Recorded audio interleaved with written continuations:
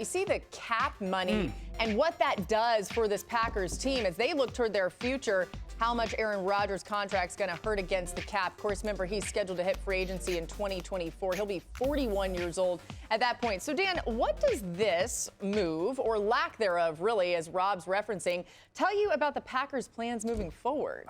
They're too focused on the future. And this is what I would say, like Brian Gutekunst, their general manager in their front office.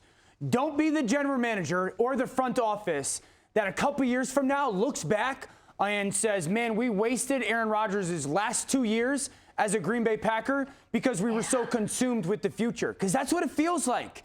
Go back to the draft last year. Mina has pointed out their first and second round picks are backups. Now you have the opportunity to restructure, move some money around, and commit a little bit more to Aaron Rodgers' future. And that gives you freedom to invest in the now, and you choose not to. And that's why I have been adamant for weeks now. You guys better take something in the future when it comes to draft picks and invest it into this year. You've got to go make your roster better to make an actual Super Bowl run. You need to get an impactful front seven player on defense. If that takes going into the future, which you've invested way too much in already, and taking a first or second round pick to move up in this draft, you do it. It's the least you can do for Aaron Rodgers. You're a little bit too focused on the future, and you better start investing in the now.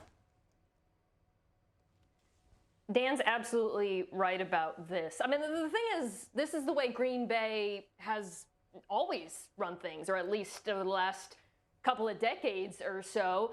They're a very conservative team. They're not the Saints or the Rams right now. Like, they are trying to maintain what they've got while also planning for the future. They are not a team that is going to go all in and mortgage future seasons. But as Dan said, sometimes you can be so focused on the future, you're ignoring the present tense. I sound like a therapist there preaching mindfulness, but it's true. It really is when it comes to this team, especially when you've got a quarterback who can win the Super Bowl now. And frankly, I don't think they saw that coming last year with their draft picks, or if they did, they were just bad draft picks. But look around the NFC.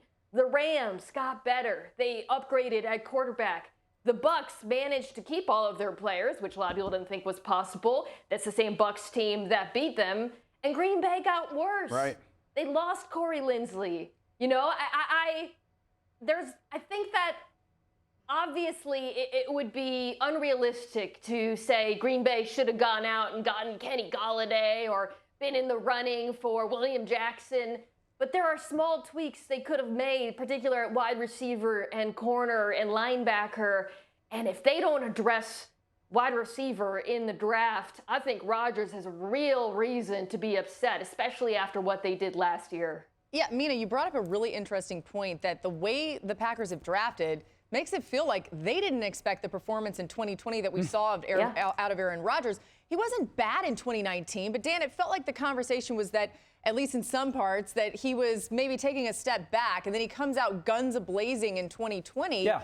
As you look at that and you think about what would make him happy, is it a receiver? Is it getting him more protection on the O-line? What does Aaron Rodgers want? No, I mean, their offensive line is in a really good place. I do think it's a difference-making weapon on the outside. We have to remember that it's not just wide receiver. It's pass-catching threat. It could be a difference maker at the tight end position. This draft has got a couple good players. We all know that what Davante Adams is going to bring. Again, this is a team that should be focused on playing in Los Angeles in the first week of February. So a special player on the outside. They decided to move up last year and go get Jordan Love. That's fine. That's your decision. And the challenge for the general manager is he's got to be two people at the same time. He's got to be a person who thinks about the future. That's his job, and it's hard. And he's got to be the person who's investing in the now. So, yeah, they need to go get a wide receiver, and they need to go get a difference maker in their front seven. I don't care if it's a D-tackle. I don't care if it's a pass-rushing outside linebacker. I don't care if it's a run-stopping inside linebacker that we all talked about this year. But they need to get two difference makers for this football team this year. I don't care how they do it either. If you have to take a pick from the future, it is worthy to try to go win this year. Thank you for watching ESPN on YouTube. For live streaming sports and premium content, subscribe to ESPN+.